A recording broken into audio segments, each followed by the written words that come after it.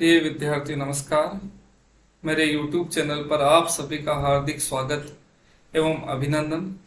प्रिय विद्यार्थियों, राजस्थान लोक सेवा आयोग के माध्यम से जो बहुत ही बृहद भर्ती अभी प्रक्रियाधीन है, उसी के जो तिथि कार्यक्रम को लेकर अभ्यर्थियों के मध्य एक संदेह एवं भ्रम की स्थिति उत्पन्न हो चुकी है।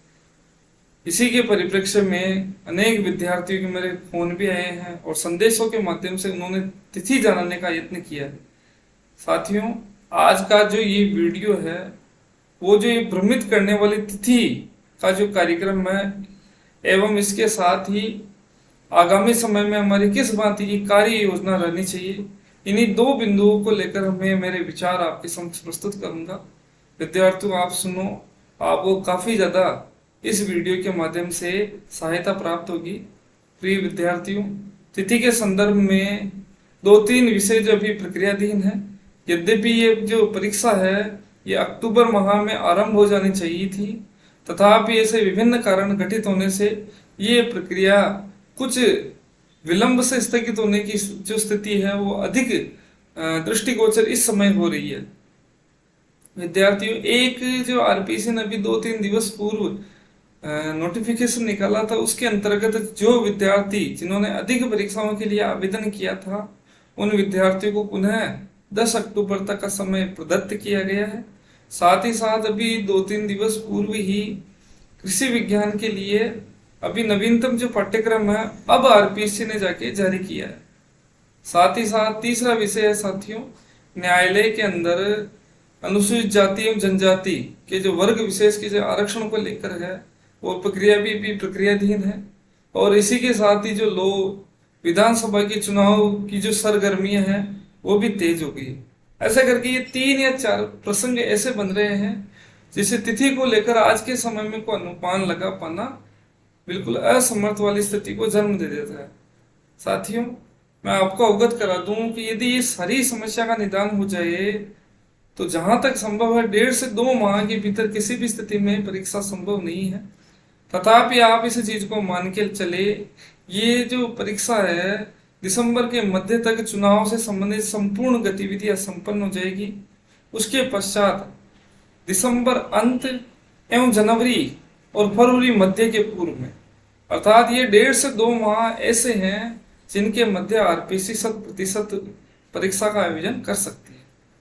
यद्यपि भ्रम फैलाया जा रहा है और अभ्यर्थी मध्य पता नहीं जानबूझ के पता नहीं क्या स्थिति है कि अभ्यर्थी एक दूर की तारीख पर अधिक ध्यान केंद्रित करते हैं। बहुत सारे कह रहे हैं कि लोकसभा चुनाव है, नई सरकार गठित होगी, पुनः विज्ञप्ति प्रकाशित होगी। ऐसे अनेक प्रसंगों पर जो भ्रमित करने वाले हैं उन पर अपने दृष्टि को आप कदापि ना डालें।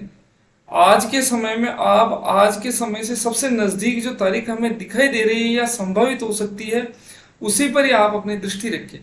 जैसे मैं कहूँ कि आज के समय में अक्टूबर में परीक्षा नहीं हो सकती, नवंबर में नहीं हो सकती, किंतु दिसंबर के अंत में और जनवरी में कुछ संभावनाएं दिखाई दे रही है।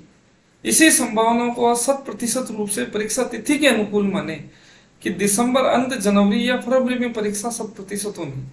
तो साथियों, आज के समय के दृष्टिकोण से देखिए तो लगभग 2.5 से 3 माह का समय शेष है। तो आप जो अपनी योजना बनाए, अब है दूसरा विषय साथियों, परीक्षा की तिथि में मैं बता देता हूं, आप दाएं बाएं किंतु परंतु करके भी आप इस तिथि को जनवरी में आवश्यक रूप से मान लीजिए कि जनवरी में परीक्षा आयोजित होनी। और ये भी सुनिश्चित है विद्यार्थियों कि जनवरी और दिसंबर के अंत में आरपीसी किसी न किसी प्रकार से परीक्षा के आयोजन को लेकर कुछ न कुछ आदेश अवश्य जारी करेगी। हो सकता है कि ये तिथि परिवर्तित हो जाए, किंतु फिर भी जनवरी की संभावना बन रही है और बनेगी, और ये राजकीय पत्र के माध्यम से भी पूर्णतः संभावित है। अब साथियों, दूसरा विषय आता है कि 2.5 से 3 महीने की मेरी योजना या कार्य योजना किस भांति की रहनी चाहिए। तो इस दूसरी विषय वस्तु का आप भली भांति सुने विद्यार्थियों। अभी कुछ दिनों के भीतर ही अनेक अभ्यर्थियों की मुझे संदेश एवं कॉल प्राप्त होते हैं और उसमें अभ्यर्थी अभी तक भी पुस्तक सूची को लेकर प्रश्न पूछते हैं कि फला विषय वस्तु के लिए कौन सी पुस्तक अध्ययन करें, इस विषय वस्तु के लिए किस पुस्तक का अध्ययन किया जाए। मुझे बड़ा आश्चर्य होता है कि अभ्यर्थी अभी तक भी यह सुनिश्चित नहीं कर पाया है कि मेरे लिए जो स्रोत सामग्री है वो क्या है। तो साथियों, सर्वप्रथम पुनः आप अपने सारे अध्ययन की जो विधियां हैं, जो अध्ययन सामग्री उसकी भले ही भांति एक बार जांच करें। सर्वप्रथम आप पाठ्यक्रम का अवलोकन करें विद्यार्थियों। आप भले ही अध्ययन कर रहे हैं तथापि आप पाठ्यक्रम का भली भांति पुनः अध्ययन करें। साथ ही उसके पश्चात साथियों आप एक बार पुस्तक सामग्री को लेकर एक बार सुनिश्चित हो जाए। 2 दिन लगे 3 दिवस लगे, किंतु आप सुनिश्चित हो जाए कि मुझे किस विषय वस्तु के लिए, किस भाग के लिए कौन सी पुस्तक पढ़नी है। एक बार आप दृढ़ हो जाएं साथियों, और उसके पश्चात उसके तदुपरांत आप अटल रहे, अडिग रहे कि मुझे इस विषय वस्तु से, इस पुस्तक से अध्ययन करना। बारंबार आप दिग्भ्रमित ना हो, किसी ने क्या कह दिया, किसी ने क्या कह दिया, ये पीडीएफ आ रही है, वो पीडीएफ आ रही है, टेलीग्राम पर ये है, व्हाट्सएप पर ये है, यूट्यूब पर ये। आप असंख्य तत्वों से बिल्कुल भी दिग्भ्रमित नहीं है। आप उन्हें एक बार जांच कर ले, सुनिश्चित कर ले कि मुझे क्या पुस्तक पढ़नी है। तो सबसे पहले पाठ्यक्रम पुनः देख के जो विषय वस्तु, उसके लिए जो निर्धारित जो पुस्तक सूची है, उससे एक बार अटल अडिग हो जाए। ये होने के बाद में विद्यार्थी आप जांच करें कि इतने समय की अवधि में मैंने किन किन विषय वस्तु को पढ़ लिया मैंने, और कौन कौन सी जो विषय वस्तु है जिनको मैं अभी तक बिल्कुल भी नहीं पढ़ पाया हूं, उसको आप अध्ययन करें। उस सामग्री को अपने स्मरण शक्ति में संकलित करने का यत्न करें। तो साथियों उस सामग्री को आप चाहे तो मूल पुस्तकों का भी अध्ययन कर सकते हैं। अभी 250-3 माह के भीतर आप मूल पुस्तकों से पढ़ सकते हैं। इससे क्या होगा साथियों, जो पुरानी विषय वस्तु जिससे आप नोट्स बनाए हैं, उस नोट्स के बनाने के उपरांत जो कुछ विश्लेषणात्मक, अवधारणात्मक चीजें हैं, वो मूलतः मूल पुस्तकों में उसी रूप में संग्रहित रहती है, और उसी रूप में यदा कदा भाषा पद्धति को लेकर प्रश्न भी आ जाते हैं।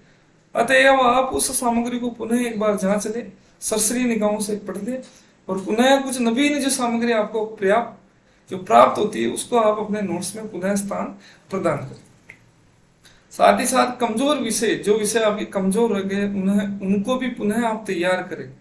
आप दैनिक योजना पुनः बनाएं, अपनी साप्ताहिक योजना पुनः बनाएं, सप्ताह के भीतर अपनी जांच करने की योजना भी पुनः बनाएं। साथ ही साथ एक विषय ये भी है कि अब जो तीसरा विषय जो मेरा चलेगा साथियों, वो चलेगा गद्य और पद्य को लेकर हिंदी विषय के विद्यार्थियों के लिए।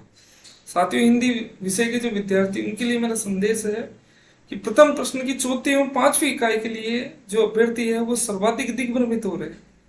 तो साथी आप ध्यान दें, आप समझे, जो 4वीं इकाई है उसमें जो गद्य भाग नहीं, पद्य भाग निहित है, उसके लिए आपने, मुझे जहां तक ज्ञात था, आपने पुस्तकों का भली भांति संग्रह कर लिया होगा।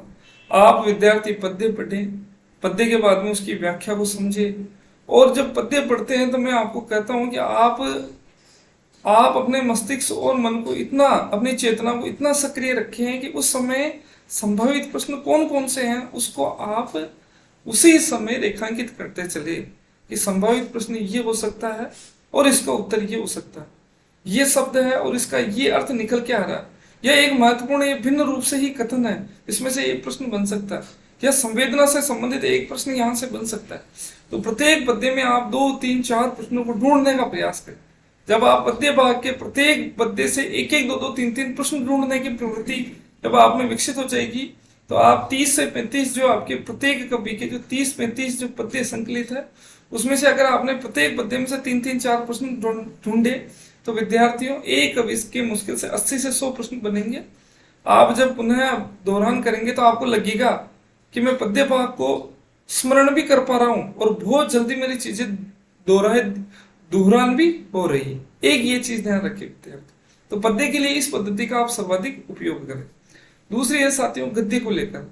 गद्य के विषय में भी मेरी यही है, जो पद्य में हम कर रहे हैं उसी प्रकार से आप गद्य को भी निवृत्त करें। गद्य में क्या करना है विद्यार्थी, आप पढ़ रहे हैं तो पढ़ते समय प्रत्येक एक प्रश्न पढ़ा, उसमें से जैसे उपन्यास बहुत लंबे चौड़े, आपने आलोचनाएं पढ़ ली, हो सकता है आपने उसका सारगर्भ निकाल लिया हो, तथापि अगर प्रत्येक प्रश्न आप पढ़ रहे हैं तो उसमें से रेखांकित करते चले। प्रत्येक प्रश्न में आप रेखांकित करते चले कि कौन सा महत्वपूर्ण प्रश्न है। अगर आपको उपयुक्त लगता है तो उसको अपने कॉपी में उतार ले, और अगर आपको समय अभाव अभी भी प्रतीत हो रहा है और आप अपने परिस्थितियों के अनुरूप उसमें नोट्स बनाने में असमर्थ है, तो आप उसी पुस्तक में यत्र तत्र स्थान देने का अभ्यास करता चले। तो ये है 4वीं 5वीं इकाई को लेकर। साथ ही एक बात और बता दूं कि जो प्रथम प्रश्न पत्र है और दूसरा प्रश्न पत्र है वो अनेक इकाइयों में और अनेक विषय वस्तु में, अनेक पुस्तकों में बटा हुआ है। आप प्रयास करें सभी विषय वस्तु को एक जगह एकत्रित हो जाए। दो तीन जगह है, एक पुस्तक दो पुस्तक है, उनके जो विषय वस्तु है उसको संग्रहित करके उसको व्यवस्थित करने का अभ्यास करें। अस्त व्यस्त विषय वस्तु है, जैसे आपने काव्य हेतु पढ़ा, 3 जगह से पढ़ रखा, तो कोशिश करिए कि अगर नोट्स बनाए तो बहुत अच्छी बात, नोट्स नहीं बना पाए तो एक पुस्तक जहां से आपने काव्य हेतु पढ़ा है, चाहे ध्वनि सिद्धांत पढ़ा है, तो उसके इर्द गिर्द ही आप लिख लें, अथवा एक कागज लेके उसमें जो सामग्री है उसमें लिखिए, उसको आप उसमें रख सकते हैं। एक साथी आप ध्यान दें, इतनी बड़ी भर्ती वास्तव में राजस्थान में निकटवर्ती भविष्य में ये संभावित दिखाई नहीं दे रही। ये बहुत बड़ी भर्ती है विद्यार्थियों, आप तन मन से इसकी तैयारी करें। साथियों, आरपीसी की साख में कुछ हद तक गिरावट हुई है। साक्षात्कार एक बड़ी टेढ़ी प्रक्रिया है। अभ्यर्थियों, आपको इस प्रक्रिया के उपरांत साक्षात्कार की प्रक्रिया से भी गुजरना। सोचिए साथियों, साक्षात्कार कितना जटिल होता है। साक्षात्कार का नाम लेने मात्र से हमारे हृदय के अंदर एक तनाव और भय और कंपन वाली स्थिति उत्पन्न हो जाती है। तो आप प्रयास करें कि अब इसी तैयारी में लिखित परीक्षा के अंदर ही अपने को इतना समर्पित करें ताकि आप साक्षात्कार के समय आपका कम से कम दबाव आप स्वयं पर अनुभूत कर सकें।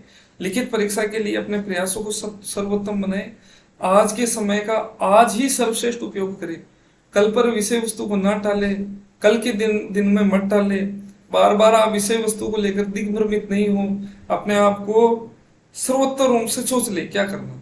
एक है हिंदी के विद्यार्थी की सबसे बड़ी समस्या, पूर्व वाले जो प्रश्न पत्र है उनको देखकर उनमें जो असंख्य जो आलोचक जितने भी आलोचक उनके जो बहुत सारे जो कथन आए हैं, उन कथनों को लेकर ढूंढते फिर रहे हैं कि ये कथन इस पुस्तक में है, ये कथन इस पुस्तक में। साथियों, आप सुनिश्चित कर ले 2-3 पुस्तकें, उसमें जो कथन है उसको पढ़ते जाएं। यत्र तत्र पढ़ते समय अगर आपको कथन मिल जाए तो उसको पढ़ते रहे। साथियों, आप जो आलोचकों के कथनों के चक्कर में आप साहित्य के इतिहास एवं काव्य शास्त्र का जो मूल भाव है उस मूल भाव से ही आप दूर हो जाएंगे। आलोचक के कथन है विद्यार्थी लगभग 70 से 80% या 60% कथन है आप जो सामान्य जो सभी साहित्य के विद्यार्थी पढ़ते आ रहे हैं उसी में से ही आ जाएंगे। उनको आप भली भांति याद कर ले और बाकी आप मूल भाव, विश्लेषणात्मक प्रवृत्तियां इत्यादि पर अपने ध्यान को केंद्रित करें। क्योंकि अपना जो उद्देश्य है वो गुरुत्व को प्राप्त नहीं करके केवल चयन को प्राप्त करना, अपने को चयन प्राप्त करना है, हमारा चयन हो, इस पर अपना जो दृष्टिकोण वो है वो आप्लावित होना चाहिए। आशा करता हूँ साथियों, और तिथि को लेकर आप पुनः मैं कहता हूँ आप दिग्भ्रमित ना हो। आप मान लीजिए कि जनवरी में परीक्षा होनी ही है और उसी के अनुरूप अपना कार्यक्रम बना के आप अध्ययन में सुचारू रूप से संलग्न हो। धन्यवाद, नमस्कार।